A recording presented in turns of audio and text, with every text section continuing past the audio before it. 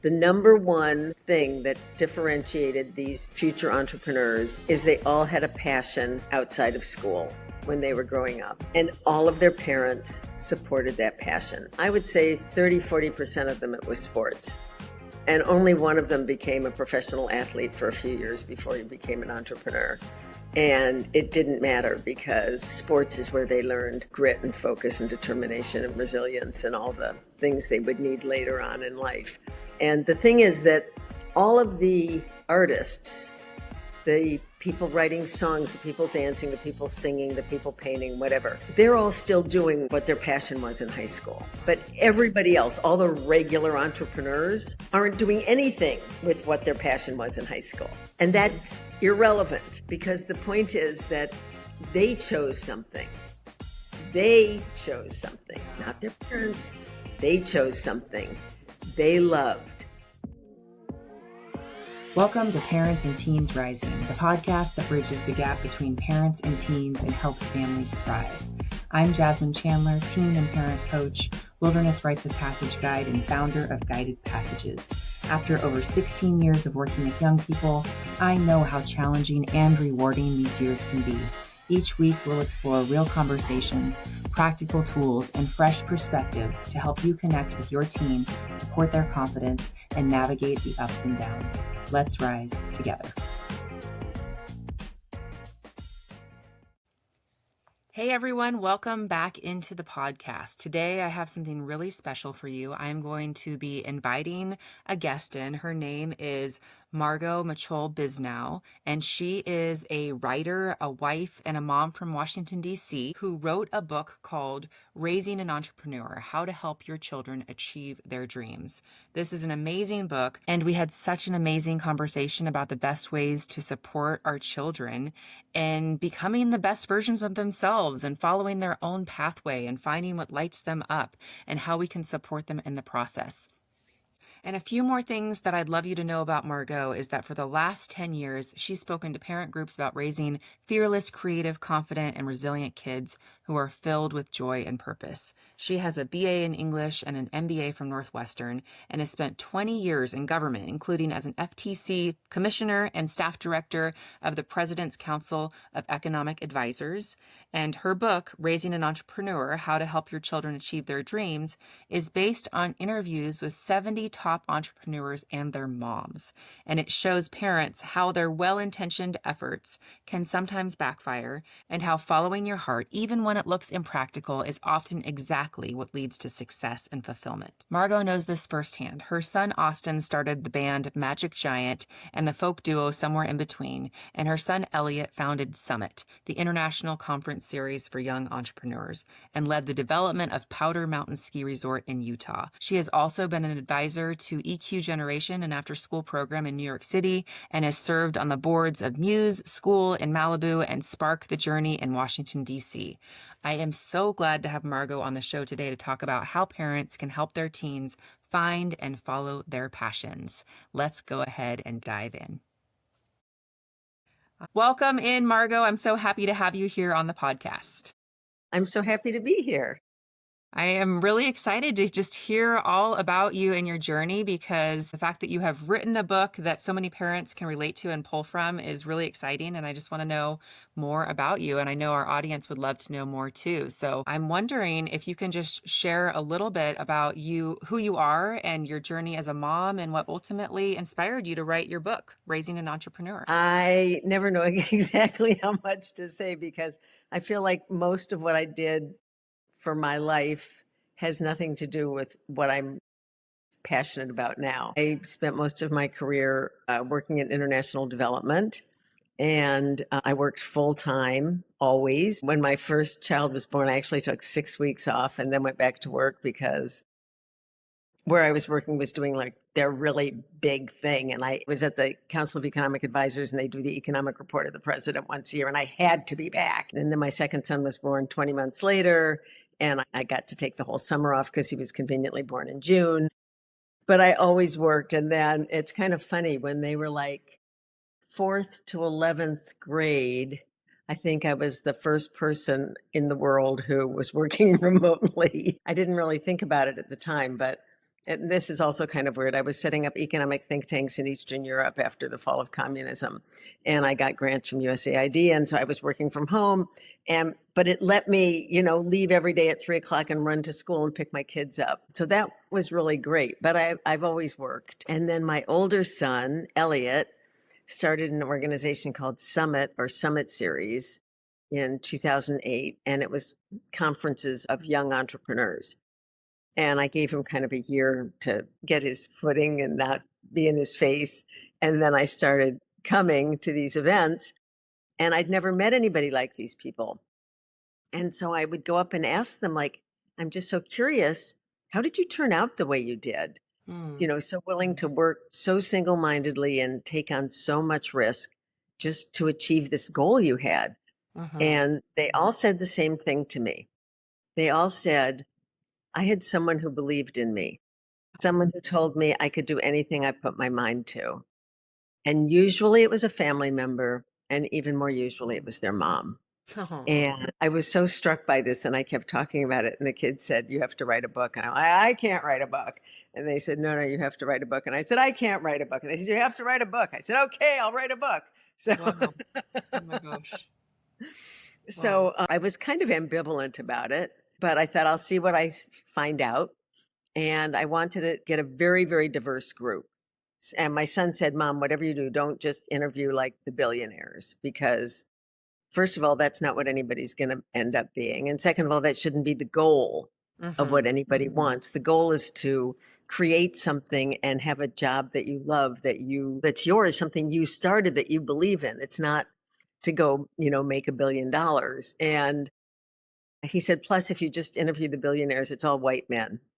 And so I said, "Yeah, you're right. I'm going to cast my net really broadly." So it was people who went into for profit, nonprofit artists and activists. It was half men, half women, every race, every religion, every socioeconomic background, married families, single moms, blended families, big cities, small towns, 1 kid, 3 kids, 5 kids, 7 kids, blended, born overseas, born here, just as diverse as you could think of. Wow. And it actually like blew me away that basically they were all raised the same. Really? I just got so excited about this. And I just thought, wow, this is amazing. All of these kids from all of these incredibly different backgrounds, and their parents couldn't have been more different. I mean, some of them were immigrants who barely spoke English and hadn't been to graduated from high school. And Uh-huh. some of them had parents who were doctors and lawyers, and it didn't matter. They were all raised the same. And Wow. I just thought there's so many unhappy kids in the world. And parents all want their kids to be happy. And yet they think that what worked when they were growing up is what's going to work today. And Right. so they kind of try to force their kids to do what worked for them because they think otherwise their kids can't be successful. And their kids are miserable. And I Uh-huh. want to scream, like, you don't have to. There's another way. Wow. So that's my passion now. Oh my gosh, I can hear the passion in your voice. And wow, the amount of research that it took for you to get such a wide range of people and populations and different things. It sounds like this could almost be a peer-reviewed study in a journal somewhere because you have really done the legwork on finding so many different people. And so what did you find was the common thread? Like what was the way that these kids were all raised in the same way? So I have like 10 different ways. It's sort of what I call rules that they were all raised the same. But the number one thing that differentiated these future entrepreneurs is they all had a passion outside of school when they were growing up. And all of their parents supported that passion when they realized how much joy it gave their child. I would say 30-40% of them, it was sports. Yeah. Okay. And only one of them became a professional athlete for a few years before he became an entrepreneur. And it didn't matter because sports is where they learned grit and focus and determination and resilience and all the things they would need later on in life.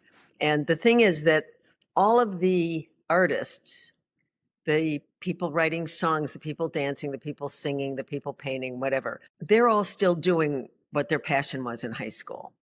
But everybody else, all the regular entrepreneurs, aren't doing anything with what their passion was in high school. Okay. Okay. And that's irrelevant because the point is that they chose something. They chose something, Yeah. not their parents. They chose something they loved. They worked hard at it. They got good at it. They failed. They pivoted. They tried a different route. They figured out that they could fix things and improve things and jump up after failure. They realized they could succeed if they worked hard enough and that Mm-hmm. they would get there despite the ins and outs and ups and downs.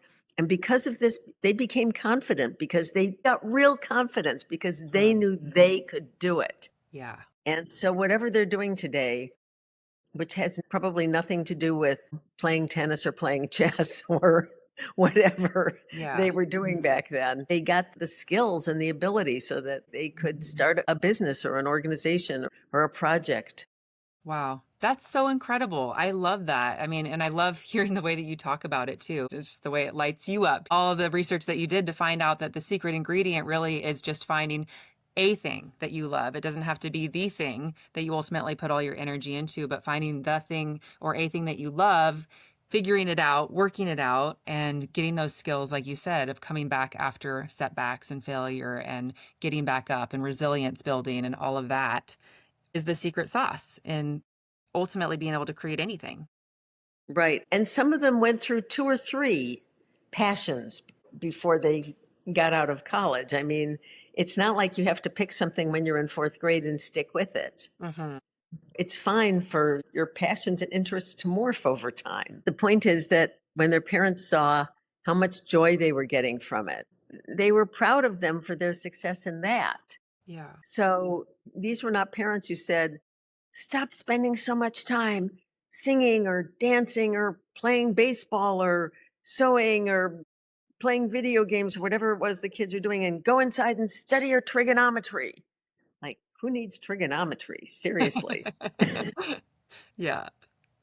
I'm so proud of you how hard you're working in that and how good you're getting at that and to see you really pushing yourself and learning and growing. Mm. So it's letting go of our own agenda, it sounds like, and our own Right, ideals and our own right. ideas of what our kids should be doing or what our idea of success is, and just getting behind them and supporting them, whatever their passion is. And yeah, letting them know how proud we are of them. That they're working so hard. And failure. So many parents, I think, really screw up on the whole failure thing. Not these parents, but other parents. And they screw up in two different ways. One way is they scold their kids when their kids fail. Yeah. And they're so disappointed in them that they didn't make the final basket to win the game, or they didn't get the A in their paper or whatever. And they're really disappointed and let the kids know how disappointed they are. The other that I think is even worse is when the parents say, oh, it wasn't your fault. They cheated. It wasn't your fault. It wasn't your fault. You didn't fail. Like, no. These parents all said, okay, you screwed up, but what did you learn from it? Hmm. What would you do differently? How would you change it next time? What do you think? You think you just had to practice harder at work or during the week? Or do you think like you should try a whole new approach? Or what do you think you should do differently? And they told them that failure is how you learn and grow. Failure is how you get stronger. Well, and I would imagine too that it's hard to not fall into the trap as a parent of once you see your kid doing well in an area, whether that's a sport or an academic area or whatever it is that they're interested in, that you jump in so full force that now you're pressuring them to just excel at this thing. And so they have all of this pressure coming from you, and it's no longer about their passion anymore. It's about you wanting them to succeed. Right. Ew, horrible. Yeah, Yeah. my older son was a tennis player, and we don't play tennis. I swear I was like the only people when we'd go to these tournaments with the top 100 kids. I'd be like the only parent who had no idea what the rules were. Hmm. All these other parents were like trying to coach them from the sidelines and stuff. And Hmm. Yeah. So a little bit of a hands-off approach as far as letting them be the leaders in their own life. Is that what I'm hearing? Yes. And it's funny, like, of course, I didn't know this when my kids were growing up. It's only really when I started doing the book and started thinking about it that I realized so both our kids had passions outside of school from about the age of 13. My older son, as I said, was a tennis player, and my younger son was writing music. And we don't know anything about music and we don't know anything about tennis. And it's only when I was writing the book that I realized that was really great because I'm a really helpful person. If either of them had had a passion in anything I knew anything about, I would have just been all over them with suggestions. Hmm. But I couldn't tell my older son, like, who to train with or what tournaments to enter or what kind of racket to get or anything. I couldn't tell my younger son who to get voice lessons from or guitar lessons from or piano lessons from or what kind of software to get or hardware. Like, I didn't know Right. any of this stuff. And Right. they had to figure it out. And I mean, I look back and I was like, wow, this probably worked out really well. Mm. Yes. So their passions were tennis and music. And are they doing things in those fields now?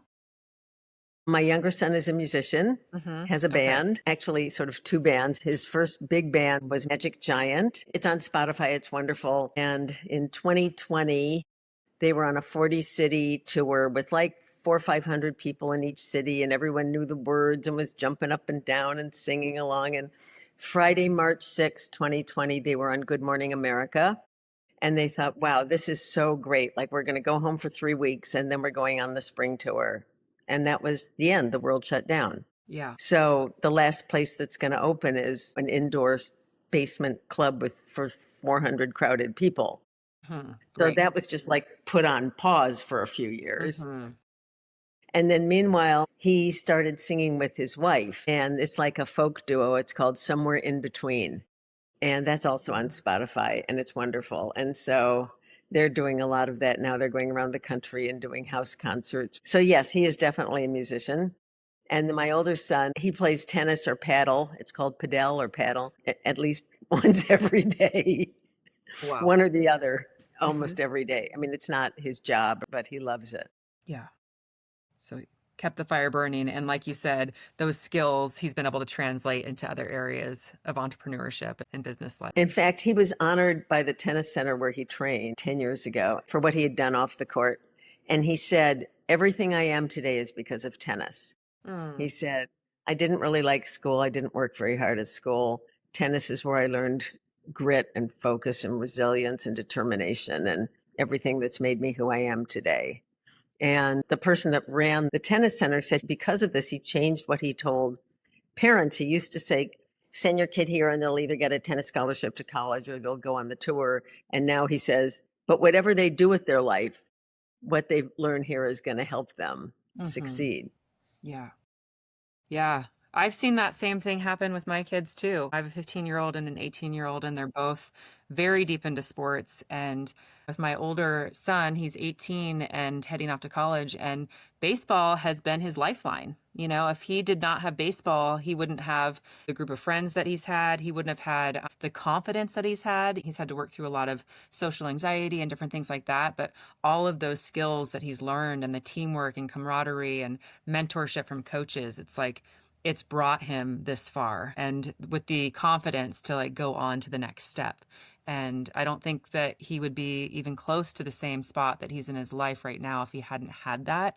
And I see the same thing with my daughter too. It's just that they have these things that they're passionate about that they're working so hard at and constantly trying to improve upon and learning from mistakes and just all those things. It's like the skills that they build through that process is just so amazing. What's your daughter's sport? She's now volleyball, is her main sport. Yeah.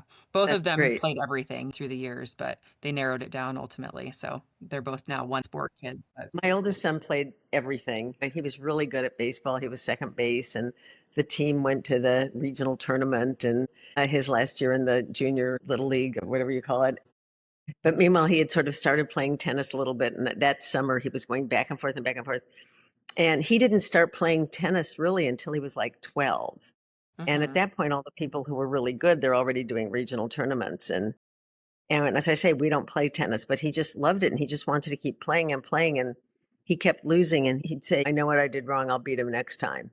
And he Wow. fought his way up to 35 in the country. Wow. Wow. I love that belief he had in himself. That's amazing. Amazing. Yes, so cool. Well, what do you tell parents who maybe their kids don't have a passion yet, or they're kind of just floundering around and haven't really grabbed hold of anything? How would we advise parents to help their kids find something they're passionate about? I think every child is born with a gift. Mm, And I think it's our job as a parent to help them find it and to figure it out, to encourage them to explore. My grandson was going into kindergarten and I went the first week and they had drawn and written on a piece of paper what they wanted to be when they grew up. And this one wanted to be a farmer, and this one wanted to be a firefighter, and this one wanted to be a pilot, and this one wanted to be a dancer, this one wanted to be a doctor. I mean, they're all different. It's in each of them, this different thing. yeah. And we were at some sort of restaurant or something, and some dancers came out and started dancing. And my grandson looked for like 1 minute and then said, I want to leave. I'm bored. And I said to my son, another kid would be, can I get lessons? I want to try that. So I think kids who haven't found a passion, it's either because their parents keep them so programmed that they haven't had a chance to discover it, or they've started and their parents kind of put it down, like, stop wasting your time with that. And I think it's really important to let kids explore and to see like what lights their eyes up. Let them try different things. See, we don't know. If you'd asked me before my kids were born, or even when they were 8 years old, like, what do you think? If I would never have said one's going to be writing music. I mean, he wrote 300 songs before he graduated from high school. I mean, it was like pouring out of him. And Hmm. it didn't occur to me. And we don't, as I say, we don't play tennis. Yeah. You don't know. You just have to watch. Hmm. Yeah. And provide the opportunities is what I'm hearing too. It's like I coach a lot of teens who are struggling to find something they're passionate about. And I'm like, okay, well, what have you tried? And what are some things that you'd be willing to try? Whether it's like going out for some different clubs at school or trying some martial arts, or like we have to like really like you said earlier, cast your net in order to try things out and see what feels like a good fit, because if we're just kind of doing the same things every day and not trying new things, it's like how are you going to know what you like or don't like? Right. No, 100%. I mean, both of my kids found these passions just so serendipitously. I mean, my older son, he was signed up for different sports camps, and there was like 2 weeks at the end of the summer, and I couldn't think of anything else for him to do. And I'm like, oh, there's this tennis thing for 2 weeks. You can go to that. Yeah. You Yeah. know? Hmm. And then my other son, we'd signed him up for a summer of sports camps, and he broke his leg the first week. Oh no. And I was like looking around for something for him to do. And of course, everything in June is booked. And I found this thing writing music on the computer. I'm like, you're going to that. And by the end of the summer, he was hooked, Yeah. you know. Yeah. So you don't know. It never would have occurred to me, tennis and music. But that's what you're saying, Jasmine. Try, cast your net, try, paint, draw, sing, act, dance, debate, write, Yes. fix, build. I Hmm. don't know, cook, sew, clean, Yep. try stuff. Totally. Yeah, and I think that's a big trap that kids fall into these days is they get so hooked into to social media and to their screens and all of that that they aren't out exploring, and it becomes an easy excuse to not go try things. And so I think that's one thing that we can do as a parents is making sure that they have these opportunities to go and do, because if we provide different opportunities or things to try out, they're not at home on their phone, which we know is detrimental to their mental health and well-being and to all their aspirations and finding their passions and all of that as well. So I think it's an antidote for that too. So, And, we're in such a weird time now in the world with AI and jobs changing and careers changing and desirable skills changing. And people are saying like the skills that are going to be useful are people who know how to solve problems, people who know what questions to ask, people who know how to build teams, people who know how to encourage people, people who know how to motivate people, people who know how to sell ideas. Like, it's not necessarily going to be people who can do trigonometry. yes, So really. I think it's just really important for young people to cast their nets broadly and try different stuff, and for parents to be encouraging and enthusiastic. And as you said, both your kids had great mentors. I mean, both my kids had great mentors. And it's just so important for them to find somebody who's doing something that interests them, who thinks they're great and Yeah. who they want to listen to. Yeah. So much. Well, I'm curious, do you have a favorite story from one of the 70 or 99 people that you interviewed? Like, what's one of the stories that really stands out to you that you highlighted in your book? One of them is John Chu, who is the director of Wicked Okay. Wow. and the world's sweetest guy. Hmm. And he fell in love with making movies when he was in fourth grade. And it's just was his passion. His parents have a restaurant in Palo Alto, Chef Chu's. They were always getting like beta computers from customers that they'd let him use and try to do his movies on it. But it wasn't something his parents were enthusiastic about. I mean, they were both immigrants and they wanted him to do something, serious and professional. Hmm. And his mom came into his room one night. I think he was in ninth grade and he was supposed to be asleep and he was doing a movie on his laptop. And his mom said, "Put that nonsense away and go to sleep. You need to be prepared for school tomorrow." And he burst into tears and he said, "You can't make me stop. It's what I love. It's what I want to do with my life." And she said, "Go to sleep. We'll talk about it tomorrow." And she picked him up at school the next day and she'd been to the library and she handed him 10 filmmaking books. And she said, "If you want to do it, be the best." Oh, oh my goodness. That made me tear up just to hear I, that. and Oh, he said after that, his parents were like the most supportive parents in the world. It's so yeah. sweet. Gosh. I mean, what a powerful example of putting her agenda down, right? And getting behind her kid. And I think that's what it is in so many aspects of parenting, whether it's the kids' even sexual identity or things they want to pursue or the people they want to hang out with. It's like we have these ideas, and if we hold so steadfast to them and without flexibility, then we lose that opportunity to be on the ride with our kids and also to be their cheerleader and their biggest fan and supporter too. And so like she really could have gone a different way with that, and she didn't. Right. Wow. So cool. Yeah. Well, okay, tell me one more. I'd love to hear more. These are great. Okay. So Benny Blanco, Mm-hmm. who is one of the country's top songwriters, song producers, he's got like 25 number one hits and inducted into the Songwriters Hall of Fame and everything. He got a lot of attention last year when he married Selena Gomez. Okay. He was kind of this dorky kid, and his mom used to get a call from his kindergarten teacher every week saying, "Benny won't sit in the circle." And she used to say, "So."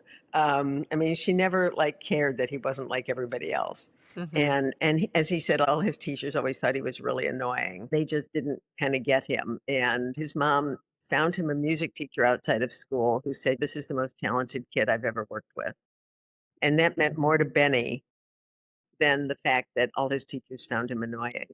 Right. And in high school, this was his passion. His mom let him take, he was in the DC area. His mom let him take the bus up to New York on weekends to work with music producers. And she let him fly.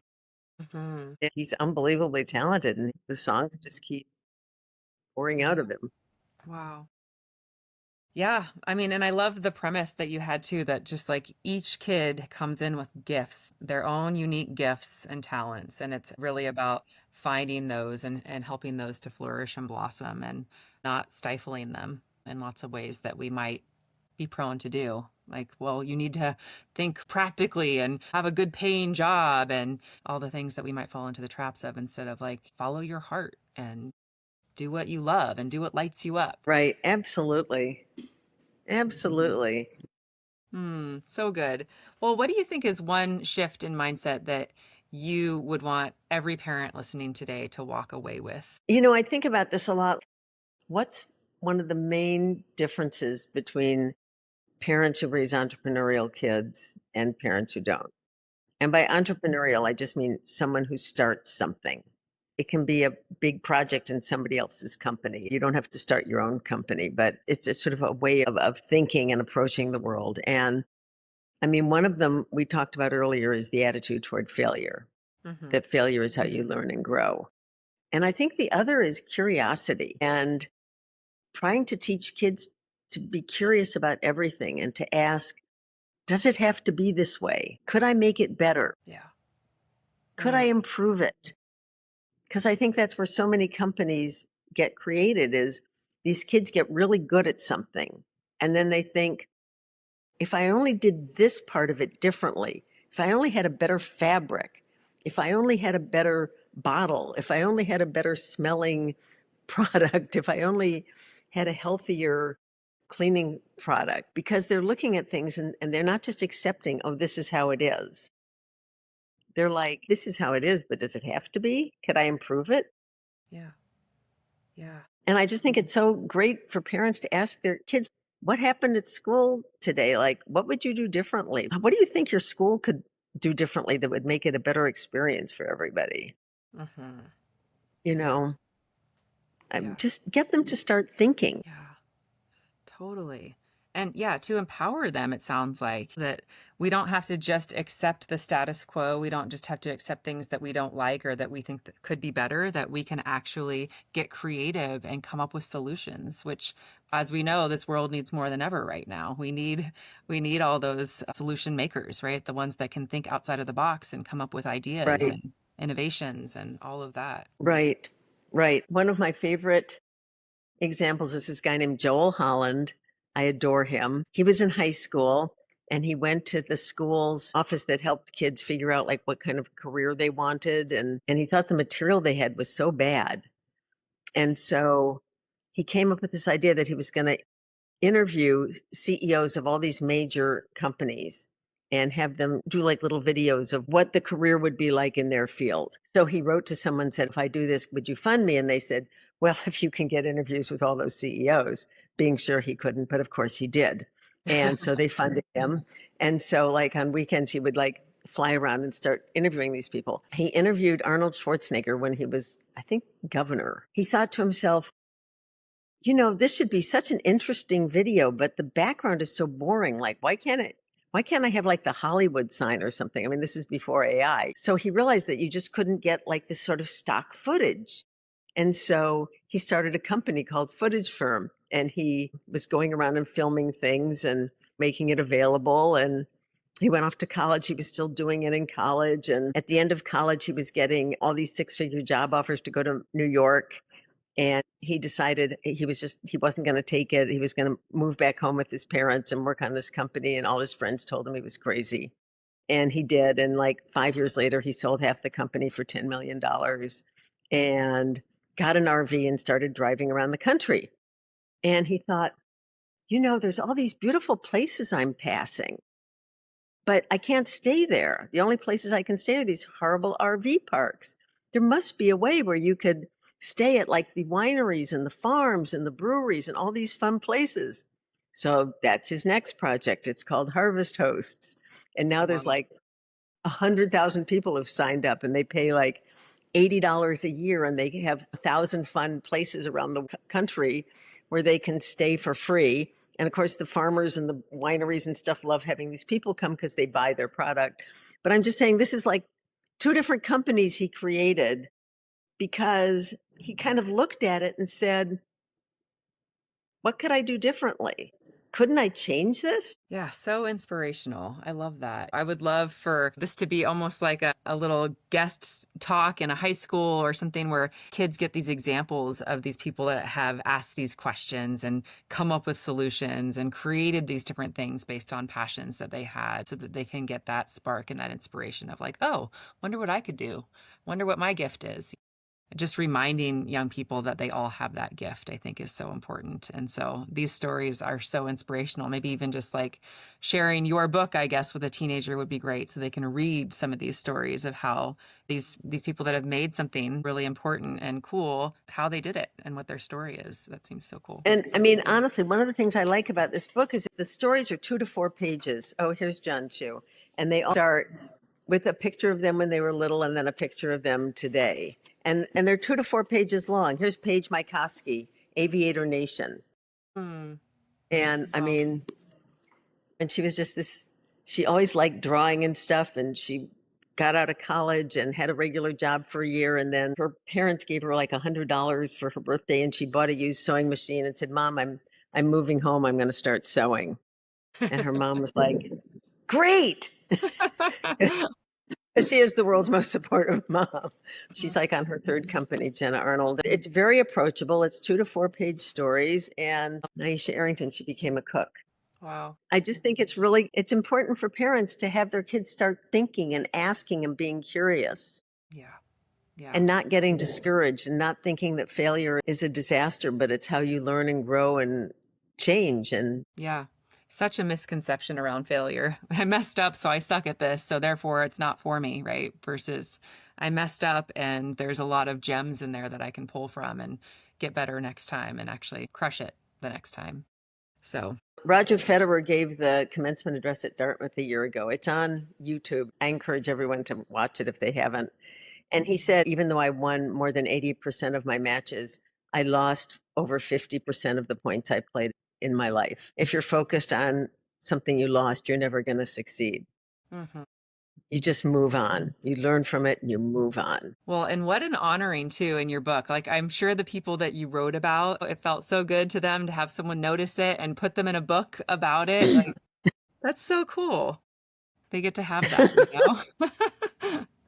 So cool. I love it. And so tell me your new edition. What's the difference between your new edition and your first edition? I mean, honestly, the major thing is these photos.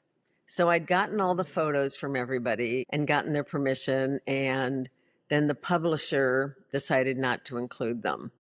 I think it's because they're expensive. Then after like 5 years, I decided, first of all, everyone was doing something different. These are not people who start something and then keep that job for the next 50 years, right? So I wanted to update what they were doing and I wanted to use the photos. So I got my rights back and I published it myself. Got the Wow. photos in. Yeah.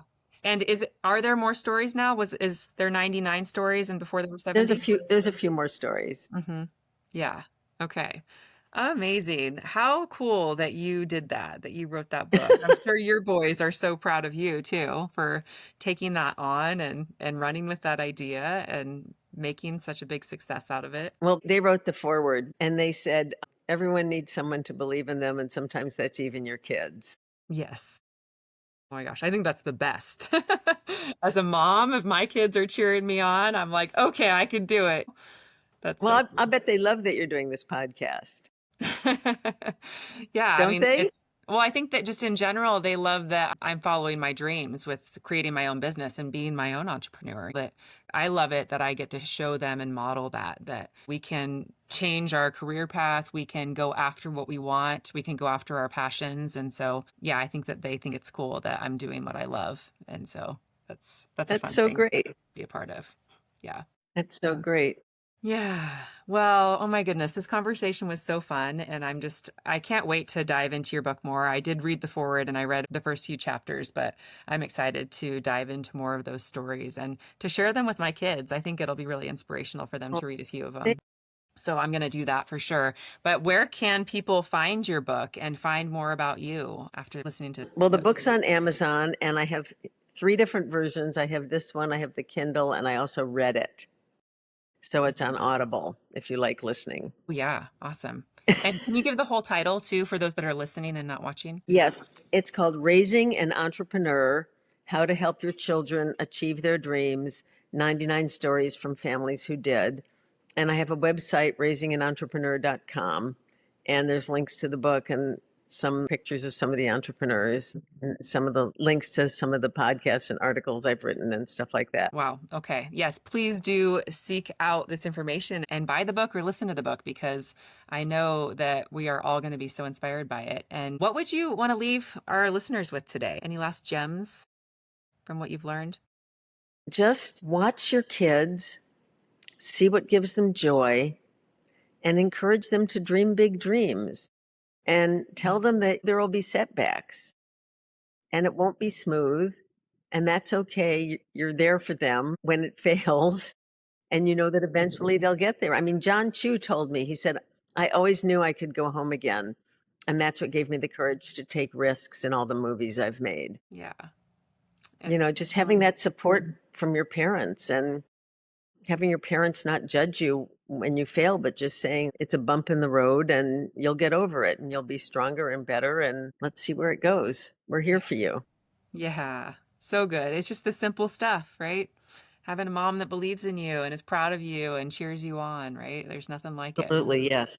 Yeah. Yep. Well, thanks for being that kind of a mom and for inspiring all the moms and dads out there to be that way for their kids too, because this is You too, just Jasmine. awesome stuff. Thank you. Well, Thank such an you. honor to talk to you today. Thanks for being here. And yeah, hope you have a beautiful rest of your day and that we get to connect again soon. Thank you. Did you enjoy the show? If so, would you take 30 seconds to subscribe so you don't miss an episode? Leave a quick review so more parents can find these conversations, and maybe even share this episode to your stories. And if you want to connect, please send me a DM on Instagram. I'm at jasmine.guidedpassages, and that's Jasmine with a Y. Thanks so much for being here, and I'll talk to you next week.